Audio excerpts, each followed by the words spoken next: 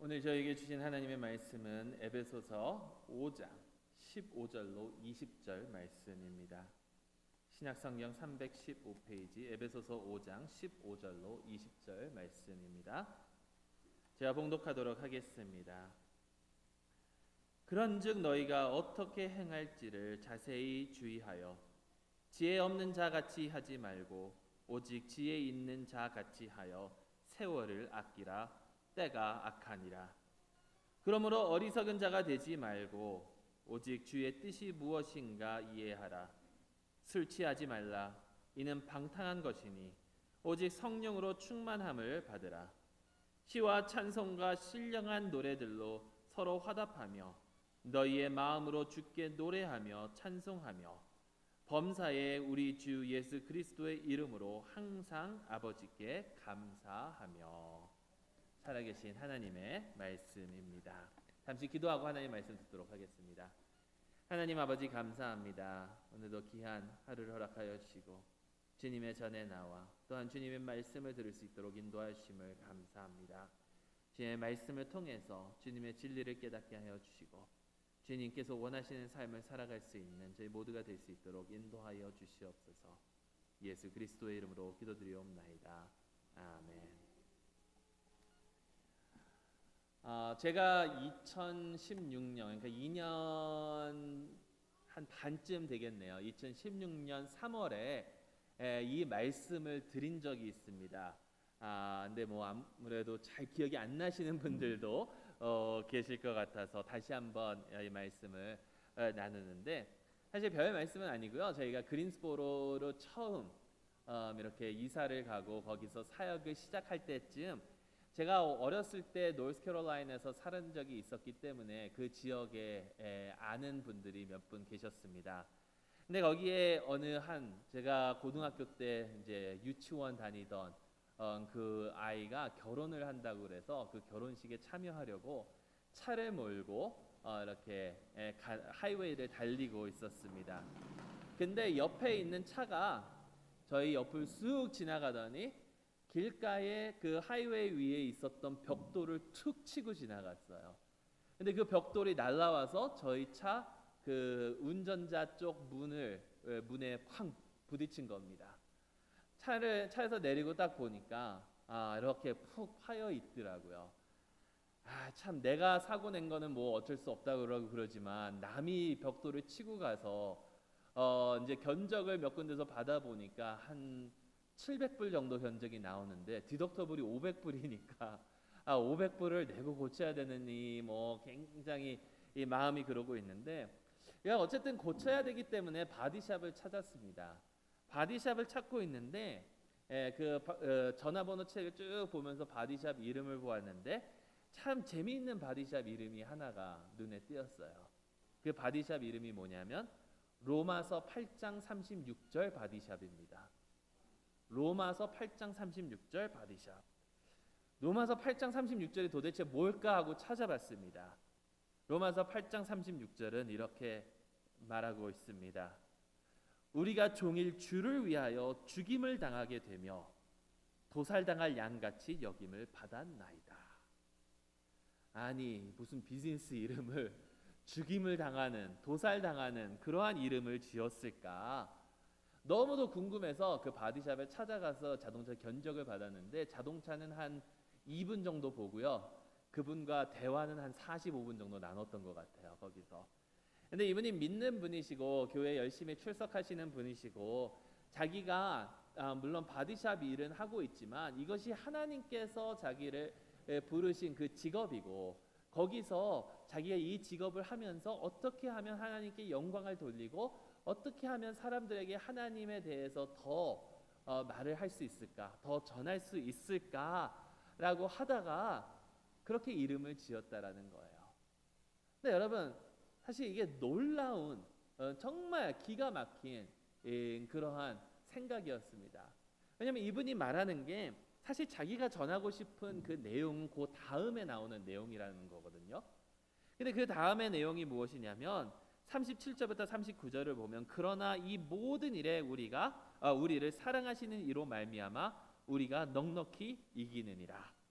내가 확신하노니 사망이나 생명이나 천사들이나 권세자들이나 현재일이나 장래일이나 능력이나 높음이나 깊음이나 다른 어떤 피조물이라도 우리를 우리 주 그리스도 예수 안에 있는 하나님의 사랑에서 끊을 수 없으리라. 그래서 물어봤습니다. 그걸로 지으면 되지.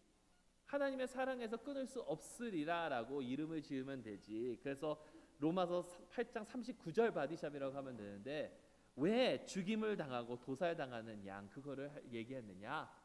그러니까 그 39절 말씀을 딱 인용해서 이름을 지으면 그걸로 대화가 끝난다라는 거예요. 하나님의 사랑에서 우리를 끊을 수 없으리라라고 딱 결론이 났기 때문에 더 이상 대화가 안 된다라는 거예요. 거기서 우리가 뭘 더 하겠어요? 근데 죽임을 당하게 되며 도살당할 양같이 여김을 받았나이다라고 딱 하면 도대체 왜 이렇게 이름을 지었습니까? 라고 사람들이 물어보게 되고 또 그것을 통해서 하나님의 사랑을 전하게 되고 이렇게 대화를 대화를 나누게 된다라는 거죠. 여러분 가만히 이 말씀을 생각해 보시기 바랍니다.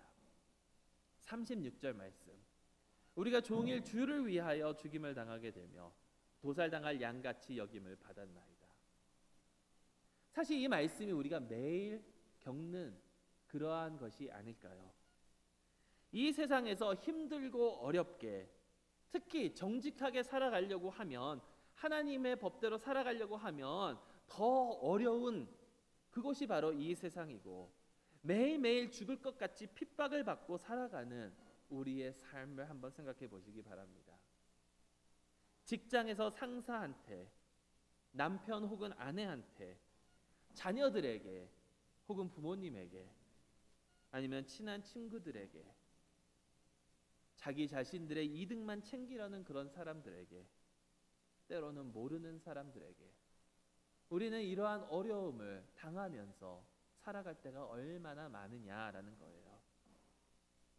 우리는 악한 세상을 살아가면서 때로는 우리의 신앙마저도 흔들릴 수 있는 그러한 어려움을 매일매일 체험하면서 살아가고 있다라는 것입니다. 그런데 사도 바울이 우리에게 알려주는 것은 그리스도 예수께서는 신실하시고 우리를 끝까지 책임져 주신다라는 겁니다.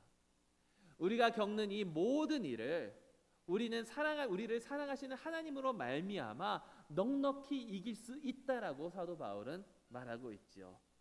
그리고 이 세상의 그 어느 것도 그것이 사망이나 생명이나 천사들이나 권세자들이나 지금 나에게 일어나는 일이나 앞으로 일어나는 그런 일들이나 그 어느 것도 하나님의 사랑에서 우리를 끊을 수 없다라는 것입니다.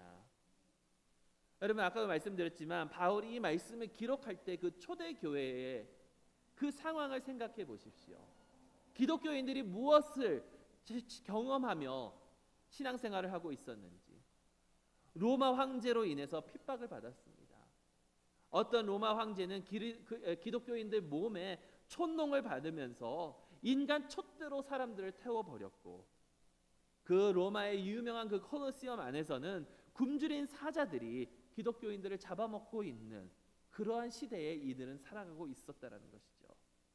하루하루 어떠한 어려움과 핍박을 받을지도 모르는 그런 상황 속에서 내 목숨이 언제 끊어질지 모르는 그런 상황 속에서 바울은 우리 주 예수 그리스도 안에 있는 하나님의 사랑을 우리에게서 끊을 자가 없다라고 선포하고 있다라는 것이죠. 하나님의 사랑이 우리를 꽉 붙들고 계신다라는 것입니다. 여러분 지금까지가 서론이었는데 서론이 좀 길었죠? 근데 사실 결론입니다. 이것이 이런 하나님의 사랑 때문에 이러한 놀라운 사랑 때문에 우리는 그 사랑 안에 거하게 되고 지혜롭게 살아가야 된다라는 것이 오늘 우리가 접한 에베소서의 말씀입니다. 지난주 저희가 본 그 에베소서의 말씀 가운데 특히 5장 1절과 2절 가운데 우리는 하나님의 사랑을 받는 하나님의 자녀로서 하나님을 본받아야 된다라고 말씀하셨습니다. 그리고 그리스도께서 우리를 사랑하신 것처럼 우리도 사랑 가운데 거해야 된다라고 사도 바울은 얘기했습니다. 그러면서 이어지는 내용이 오늘 내용인데 우리는 이러한 하나님의 놀라운 은혜를 체험한 자로서 어떻게 살아가야 되는가? 바로 우리가 살아가야 되는 그 삶은 지혜로운 삶이라는 것입니다. 15절 말씀에 그런즉이라는 것은 우리가 하나님의 사랑을 받는 자녀니까 그런즉, 그리고 14절에 우리가 부활의 소망이 있고 그리스도의 빛이 우리에게 비추니까 그런즉 우리가 어떻게 살아가야 되는가? 너희가 어떻게 행할지를 자세히 주의하여 조심하게 carefully 한번 보라는 것입니다. 지혜 없는 자가 아니라 지혜 있는 자 같이 행하여야 된다. 근데 이것은 어떠한 삶일까요? 16절에 지혜 있는 자의 삶은요, 세월을 아끼는 삶이라고 이야기합니다. 왜 지혜 있는 자의 삶이 세월을 아끼는 삶인가? 그 이유는 때가 악하기 때문이다라는 것이죠. 여러분, 때는 악하다라고 사도 바울은 얘기합니다. 이것은 제가 증명하지 않아도 다 공감하는 부분이라고 생각합니다. 여러분, 우리가 살아가는 이 세상이 얼마나 악한지, 참 죄를 지어도 너무 대범하게 죄를 짓는 그러한 세상 속에서 우리는 살아가고 있습니다. 그러면 저는 절대로 그렇게 못하거든요. 겁이 많아서.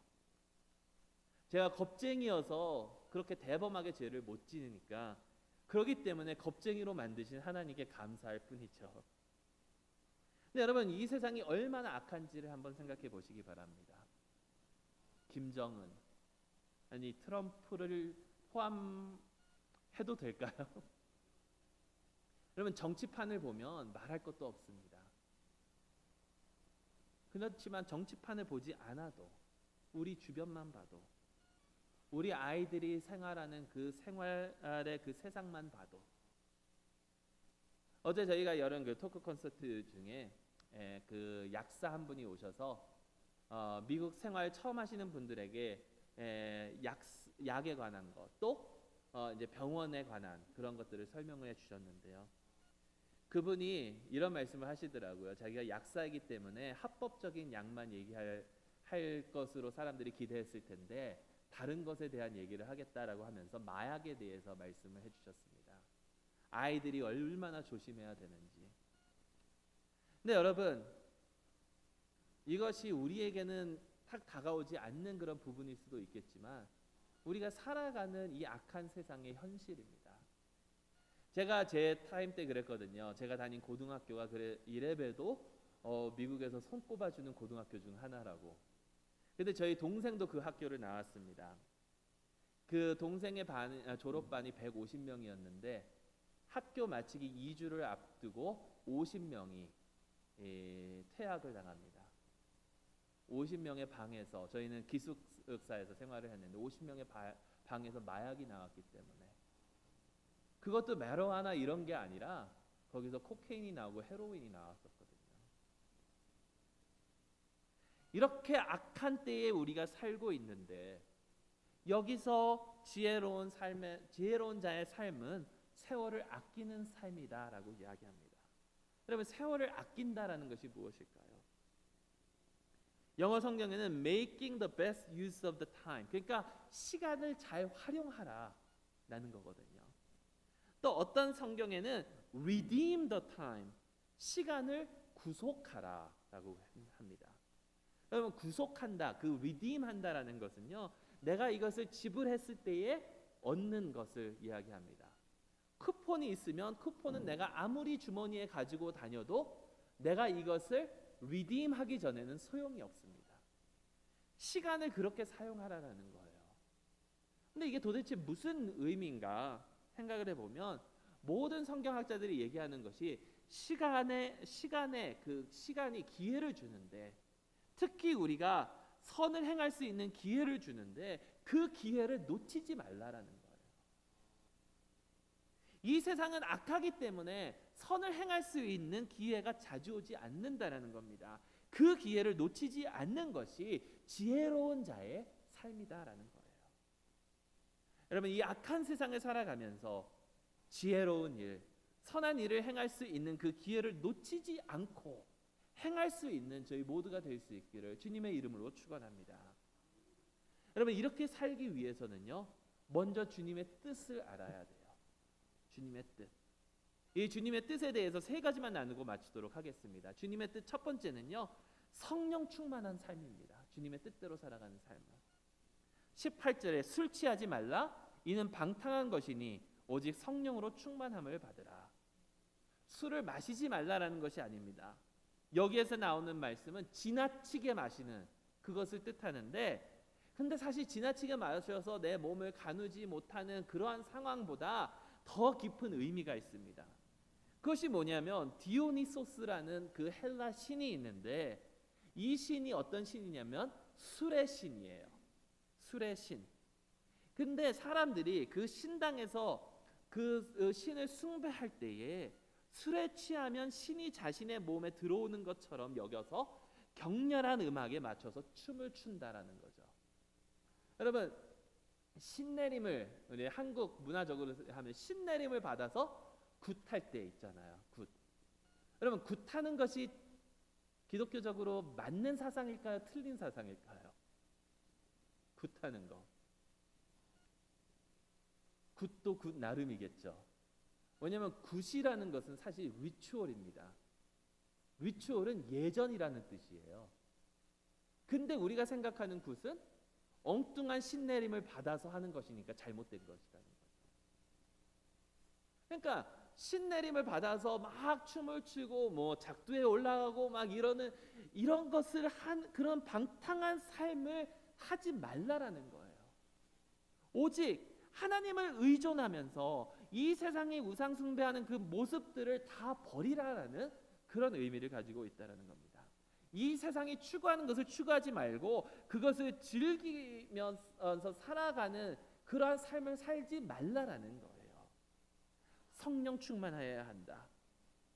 이 세상의 우상을 섬기는 것이 아니라 성령께서 오셔서 한 번 오시는 것이 아니라 계속 오셔서 매일매일 우리는 주님의 그 성령이 필요함을 고백하면서 주님 능력 없이는 아무것도 할 수 없음을 고백하면서 나아가는 것이 성령 충만의 삶이다라는 것입니다. 성령 충만의 삶은요, 주님을 전적으로 의지하는 삶이다라는 거예요. 이러한 삶을 살아가면서 성령 충만함은 그 두 번째로 이어지는데, 그것이 찬양의 삶을 사는 것입니다. 19절에 시와 찬송과 신령한 노래들로 서로 화답하며 너희 마음으로 주께 노래하며 찬송하며. 시와 찬송과 신령한 노래들로, 결국에 이거는요, 우리가 할 수 있는 모든 것을 가지고 다 주님을 찬양하라라는 겁니다. 여기서 시는 시편입니다. 시는 시편이에요. 근데 어떻게 보면 저희가 드리는 이 예배 안에 이 세 가지가 다 있습니다. 그렇죠? 시편을 교독하고 찬송가를 부르고 신령한 노래, 찬양을 하고. 근데 사실 이것은 무엇을 구별하고 이거는 이거고 이거는 찬송가고 이거는 뭐 찬양가고 구별을 하라는 것보다 하나님을 찬양하는데 이 모든 것들을 다 사용하고 우리의 입술뿐만이 아니라 우리의 마음으로 하나님을 찬양하라는 거죠. 여러분, 우리가 흔히 부르는 그 찬송가들 가운데 그 특히 이 종교개혁 주일날 부르는 내 주는 강한 성이요, 그 멜로디가 어디서 오는지 아세요? 그 시대의 세상 음악이었어요. 독일에 있었던 세상 음악. 사람들이 술 한두 잔 마시면서 흥얼거리던 그 음악을 루터가 그것을 기독교 그 가사를 덧입혀서 하나님을 찬양하는 것으로 바꿨다라는 겁니다. 그냥 부르는 것이 아니라 마음으로 부르는 것. 그래서 한 가지만 더 말씀드리겠습니다. 여러분, 시편을 우리는 특히 교독문으로 많이 사용합니다. 근데 어느 목사님이 이런 말씀을 하시더라고요. 교독문인데 고독문이라고. 참 모든 교회를 자기가 다 가봐도 시편을 고독하게 읽는데요. 정말 고독하게. 근데 시편은 여러분 부르는 겁니다. 부르는 거거든요. 곡조에 맞춰서. 언제 기회가 되면 우리도 함께 부를 수 있기를 바랍니다. 마지막으로 주님의 뜻의 삶은요, 감사의 삶입니다. 20절 말씀에 범사에 우리 주 예수 그리스도의 이름으로 항상 아버지 하나님께 감사하며, 범사에 감사, 그리고 항상 감사합니다.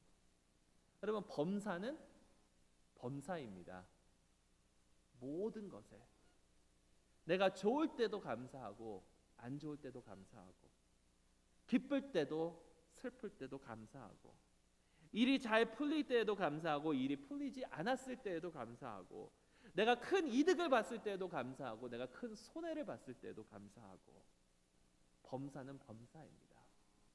그리고 항상은 항상이죠.